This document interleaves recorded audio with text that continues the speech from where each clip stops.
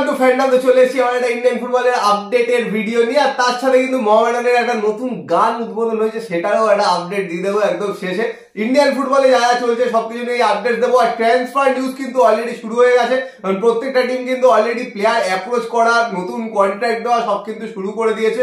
আর তার সাথে বলি, কালে কিন্তু অসাধারণ একটা আইএসএল এর ম্যাচ হয়েছে, সেটা নিয়েও কথাবার্তা বলবো। কিন্তু সবার আগে যে কথাটা, এখনো যারা সাবস্ক্রাইব করেনি অবশ্যই করে নিও, আর বেল আইকনটা টিং টং করে অল অপশনটা প্রেস করে দিও রেগুলার নোটিফিকেশন পাওয়ার জন্য। আমাদের ফেসবুক ইনস্টাগ্রাম পেজটাও ফলো করে নিও, ডেসক্রিপশনে লিংক দেওয়া আছে। তো পুজোর থেকে প্রথমে শুরু না, তো প্রথমেই আসি যে আপডেট গুলো রয়েছে সেগুলো একটু দিয়ে দিই। তো সাফ আন্ডার 16 ওমেন্স চ্যাম্পিয়নশিপ যেটা হচ্ছিল, সেটার ফাইনালে কিন্তু ইন্ডিয়া আন্ডার 16 হেরে গেছে বাংলাদেশের কাছে।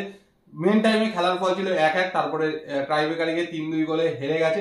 আর সন্তোষ ট্রফিটা তো বলে দিয়েছি, সার্ভিসেস চ্যাম্পিয়ন হয়েছে। এর সাথে বলে রাখি যে রিলায়েন্স ফাউন্ডেশন ডেভেলপমেন্টাল লিগ যেটা চলছে, সেটার কিন্তু খেলাগুলো কিন্তু এই মুহূর্তে চলছে। আজকে কিন্তু দুটো খেলা রয়েছে, একটা হচ্ছে অ্যাডামাস ভার্সেস মোহামেডান, আরেকটা রয়েছে United versus Odisha FC. United যদি আজকের ম্যাচ জেতে তাহলে কিন্তু লিগ টেবিলের একদম টপে থাকবে, আর পরের রাউন্ডের জন্য অনেকটাই এগিয়ে যাবে।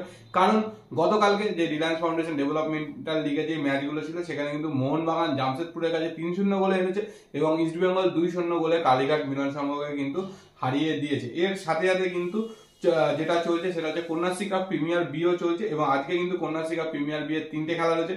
একটা হচ্ছে Jubak Sangha versus Kolkata union, Dipti Sangha versus youth footballers welfare association, এবং senior soccer sports GC Roy memorial football club versus all airlines. তো 3টে খেলা কিন্তু রয়েছে। তো যারা যারা দেখতে যাও দেখতেই পারো। একটা এইচবি ব্লকে রয়েছে, একটা রয়েছে উলবেরিয়া স্টেডিয়াম যেটা নতুন ইনগুরেশন হলো, এবং আরেকটা হচ্ছে কাকিনাড়া নারায়ণপুর। এবং এর সাথে বলে রাখি যে আগামী 22 তারিখ কিন্তু ইন্ডিয়া আফগানিস্তানের ফিফা ওয়ার্ল্ড কাপ কোয়ালিফায়ারের অ্যাওয়ে ম্যাচ রয়েছে। তারপরে 26 তারিখ কিন্তু হোম ম্যাচ রয়েছে, এটা গুয়াহাটিতে। তার সাথে বলে দিই যেটা ভালো খবর, অনেকদিন আগেই আমি বলেছিলাম যে 6 তারিখের ম্যাচটা মোস্ট প্রবলি আইএফএ অর্গানাইজ করতে চলেছে সল্টলেক স্টেডিয়ামে। তো গতকাল ইগস্টি ম্যাচ কিন্তু সেটা পোস্ট করে মান্যতা দিয়ে দিচ্ছে যে আগামী 6 জুন যেই কুয়েতের সাথে হোম ম্যাচটা রয়েছে, সেটা কিন্তু সল্টলেক স্টেডিয়াম মানে যুব ভারতীতে কিন্তু হচ্ছে। তো বাইরে বাইরে ইন্ডিয়ার খেলা হয়, বেশিরভাগ লোকই যাও না, আমরা যাই, সেটা তোমাদের ইন্টারেস্টও নেই, দেখো না। তো যাই হোক, গুয়াহাটিতেও আমরা যাবো, গুয়াহাটির ব্লগও আসবে। কিন্তু সবচেয়ে ইম্পর্টেন্ট কথা হলো, আবার কলকাতাতে ইন্ডিয়ার ম্যাচ হচ্ছে, আর সবচেয়ে বড় ম্যাচটাই কিন্তু হচ্ছে। তো অবশ্যই ওটার জন্য ওয়েট করো। এবার শুরুতেই এটা বললাম যে একটা আইএসএল ম্যাচ, মানে কালকের ম্যাচটা বলতে গেলে গোয়া ভার্সেস পাঞ্জাব, আলাদাই একটা ম্যাচ হয়েছে, স্কোর হয়েছে 3-3। আর গোলগুলো যদি শুধু দেখো, কার্ল ম্যাকিউর ফিনিশ, মানে ডাইরেক্ট বলে বলি করেছে, ফিনিশ আলাদাই, একদম রকেটের মতো বল।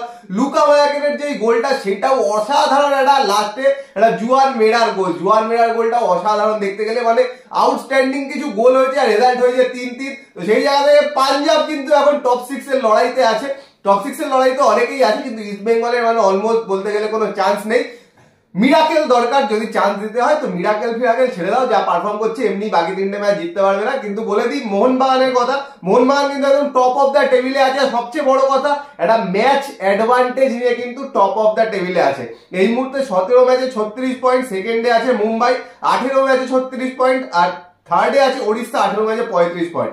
এই জায়গা থেকে যদি মোহনবাগান কোনো ম্যাচ না হারে, পরপর যদি জিততে থাকে, তাহলে কেউ ধরতে পারবে না এমনিতেই। আর বলে দিই, মোহনবাগানের একদম লাস্ট ম্যাচটা মুম্বাইয়ের কাছে আছে। তো মুম্বাই যদি ততদিন অব্দি পরপর সব ম্যাচ জিতে যায়, তো লাস্টের দিন কিন্তু আমরা শিল্ড ফাইনাল দেখতে পারি। কিন্তু সেটার জন্য অবশ্যই দুটো টিমকেই কিন্তু কন্টিনিউয়াস জিততে হবে। কেউ যদি একদম মানে পড়ে যায়, তো সেই জায়গা থেকে তবুও কিন্তু ফাইনালটা থাকবে। যদি মোহনবাগানে এখন কিন্তু মোহনবাগানের মানে একটা ম্যাচ যদি ড্র করে, হারে, কোনো ব্যাপার না। কিন্তু মুম্বাই যদি এখন একটা ম্যাচও পয়েন্ট ড্রপ করে, সেই জায়গা থেকে কিন্তু মোহনবাগান অনেক আগেই চ্যাম্পিয়ন হয়ে যেতে পারবে।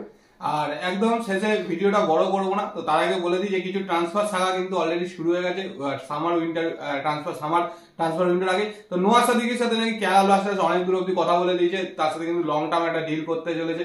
এছাড়া শোনা যাচ্ছে কিয়ান নাসরি, হামতে, এদের সাথে কিন্তু চেন্নাই নাকি অনেক দূর কথাবার্তা বলেছে, যদি অ্যাডভান্সমেন্ট কিছু হয়নি।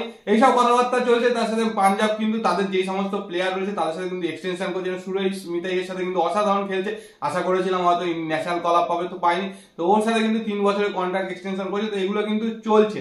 তো বাট ইস্ট বেঙ্গলকে নিয়ে সবাই এই মুহূর্তে আগ্রহ, যেহেতু ACL টায়ার 2 প্লে অফ খেলবে। তো ইস্ট বেঙ্গলের কিন্তু এই মুহূর্তে ট্রান্সফার রিলেটেড কোনো খবর নেই, কারোর সাথে আদৌ কথাবার্তা বলেছে কিনা কিন্তু একটাই, যেটা সেটা ডেভিডের সাথে একটা প্রি কন্ট্রাক্ট রয়েছে। বাট এই মুহূর্তে মোহামেডানের যা পারফরমেন্স, আজকে কিন্তু খেলা রয়েছে চার্চিলের সাথে, যদি আজকের ম্যাচটা মোহামেডান জিতে যায় হোম ম্যাচ, তাহলে কিন্তু মোটামুটি চ্যাম্পিয়ন হচ্ছে ধরেই নেওয়া যায়, এবং আইএসএল এন্ট্রি হচ্ছে।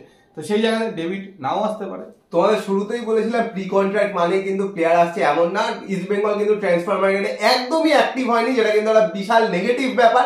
আর এই মুহূর্ত থেকে যদি না হয়, সব প্লেয়ারদের কিন্তু অন্যান্য টিমরা কন্ট্রাক্ট দিতে শুরু করেছে, নতুন কন্ট্রাক্ট রিনিউয়ালও করতে শুরু হয়েছে। যদি এই মুহূর্ত থেকে না হয়, ইন্ডিয়ান প্লেয়ারেরই কিন্তু কমতি আছে এই স্কোয়াডটায়। যদি জায়গাগুলো ফিল না করে, স্পেশালি মিডফিল্ডে, স্ট্রাইকার পজিশনে, সেন্টার ব্যাক তো অবশ্যই সেন্টার ব্যাক নেই বললেই চলে, যদি না ফিল করে তো পরের সিজনেও কিন্তু এইরকমই মানে পারফরমেন্স থাকবে। কারণ একদমই অ্যাক্টিভ নয়, বাকি সবাই অলরেডি অ্যাক্টিভ হয়ে গেছে, অনেকেই কন্ট্রাক্ট দেওয়া শুরু করে দিয়েছে, একদম অনেক কিছু করা শুরু করে দিয়েছে, অলরেডি সবাই অ্যাক্টিভ, কিন্তু ইস্ট বেঙ্গল এখনো ঘুমাচ্ছে। তো সেই জায়গা থেকে যদি সেটা ইমপ্রুভ না করে তো যথেষ্ট কিন্তু কঠিন হতে পারে নেক্সট সিজনও। আর একদম শেষে বলি যে মোহামেডান স্পোর্টিং ক্লাবের যত ফ্যান্স ক্লাব আছে তারা মিলে কিন্তু মোহামেডানের একটা থিম সং লঞ্চ করেছে। তো সেটার ব্লগ করতে গেছিল খেলার বাণী চ্যানেলের হিমান, এবং এটার মেন উদ্যোক্তা হচ্ছে সালাউদ্দিন ইভিএ টিভির যে কর্ণধার। তো সেই সালাউদ্দিনের উদ্যোগে কিন্তু এই গানটা, তো সেইটার ব্লগটা দেখে নাও।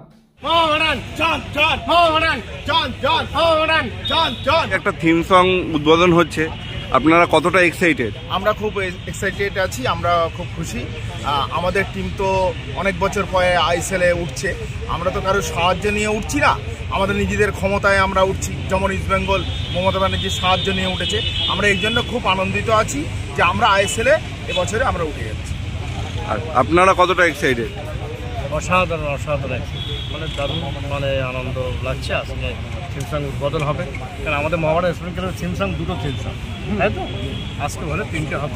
আজকে যেটা হচ্ছে আমাদের সমর্থকদের উদ্যোগে এটা হচ্ছে, কারণ আমরা মোহামেডান স্পোর্টিং ক্লাবের সুনাম ইতিহাস যদি ঘাটা হয় তাহলে স্বর্ণাক্ষরে লেখা আছে মোহামেডান স্পোর্টিং ক্লাবের ইতিহাস।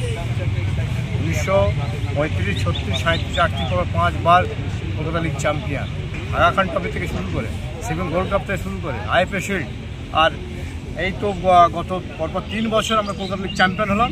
এখন বর্তমান आईएसएल पथे हमरा आई लीग चैंपियन हो इंशाल्लाह। जो हम लोग का फिर से एक तो थीम सॉन्ग लॉन्च हो रहा है। बिलाल भाई तो सब बात बोली दी है, बात इतनी है कि बॉबी भाई का जो भी काम है वो दिख रहा है। आज हम लोग का दिल में तमन्ना था, अल्लाह जानता है कि हम लोग का क्लब कब ऐसा बनेगा जैसे इस बंगाल मोहन बगान का है, तो उससे भी अच्छा बना के दिखा दिए। ऐसा है कि हिंदुस्तान का अगर कोई भी शख्सियत जो भी हो, अगर वो आएगा तो मॉडर्न क्लब को एक बार मुड़ के जरूर देखेगा। বলো কতটা উচ্ছ্বসিত এই নতুন থিম সং নিয়ে? উচ্ছ্বসিত বলতে ভীষণ এক্সাইটেড এবং ভীষণ করে আমাদের যে শিল্পী আমার এলাকার ছেলে দাদা তিনি গানটা করেছেন মোহামেডান স্পোর্টিংয়ের প্রতি ভালোবাসার কারণে, তো তিনি খুব এক্সাইটেড। আশা করি গানটা সবার ভালো লাগবে এবং দেখতে পাচ্ছি অসংখ্য মোহামেডান স্পোর্টিং সমর্থকরা এসছে, তারাও খুব খুশি। কারণ আমাদের থিম সং বলতে একটা থেকে দুটো, সেটা আমাদের ইস্ট বেঙ্গল মোহনবাগানের যেমন প্রচুর থিম সং, সেদিক দিয়ে দেখতে গেলে একটা ভালো দিক বলে মনে হয় আমার। মোহামেডান বালির প্রাণ, মোহামেডান ভারতের শান, মোহামেডান বালির প্রাণ, মোহামেডান ভারতের শান শান শান। ইপি ভুলে আমরা জিতবো রে, নয়রে বড়াই করবো লড়াই, বাজি ধরতে রাজি রে। উচ্ছ্বাস আর উদ্দীপনা তুঙ্গে, সাদা কালো চাষি আছে সঙ্গে, আনন্দ উন্মাদনা তুঙ্গে, সাদা কালো চাষি আছে সঙ্গে, চারিদিকে উঠছে জয়ের স্লোগান। মোহামেডান বালির প্রাণ, মোহামেডান ভারতের শান, মোহামেডান বালির প্রাণ, মোহামেডান ভারতের শান শান শান। দিয়ে মুম্বাইয়ের যারা সিঙ্গার তাদের দিয়ে রিমিক করা হবে, তুমি কতটা আনন্দিত এই কথাটা শুনে? ভীষণ খুশি যে আমার লেখা আমার সেটা বম্বের আর্টিস্ট দিয়ে নতুন করে রিমিক্স করানো হবে। মানে কি বলবো, ভাষা প্রকাশ করতে পারছি না, এত সুন্দর আনন্দের মুহূর্তে আমি ভাষা প্রকাশ করতে পারছি না।